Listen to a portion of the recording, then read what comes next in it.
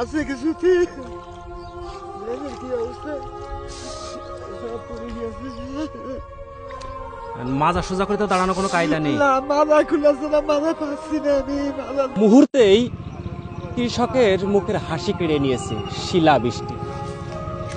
ঠিক আমি এই মুহূর্তে আছি যশোর জেলার চৌগাছা উপজেলা যেটা আপনার মূলত যে যশোর রোড, এই যে আপনার এই যে সরকারি কলেজ পার হওয়ার পরে থেকে যে মাঠ, এই মাঠে থেকে শুরু করে কয়েকটি গ্রাম একেবারে মনে হচ্ছে যে যেভাবে মেশিনে ঝাড়া হয়।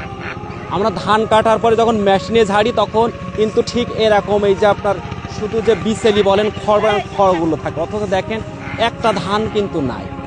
যে কৃষক যে 1 কেজি ধান পাবে সারা ভুঁই পুড়িয়েও কিন্তু 2 মণ ধান হবে না।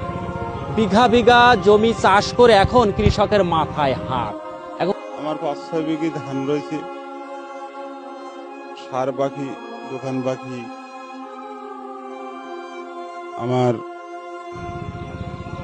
পানি বাকি, সব বাকি করে তাহলে ফলন হইলো ভালো, কিন্তু 10 থেকে 15 মিনিটের ভেতরে ধান গাছ দিয়ে আছে, ফলন নাই একটাও।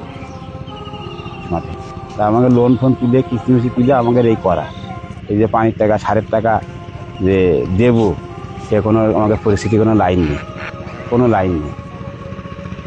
5 বিঘে, 1 বিঘা ঘরে যায়নি, সব নষ্ট। ছেলে প্রতিবন্ধী, কাজ করে নাই, বউ ছেলে মিলে আছে। আমার তা ধরো স্বামী নেই, ছেলের ঘরে ঘর, কি করবো? ছেলে প্রতিবন্ধী, ওই ছেলে ছাড়া আমার কেউ নেই, কি করবো? এখন যে বাবা এই যে ক্ষতি হয়ে গেল, কি করবে বাবা এখন? সারের দোকানে মনে হয় 12,000 টাকা দিনা।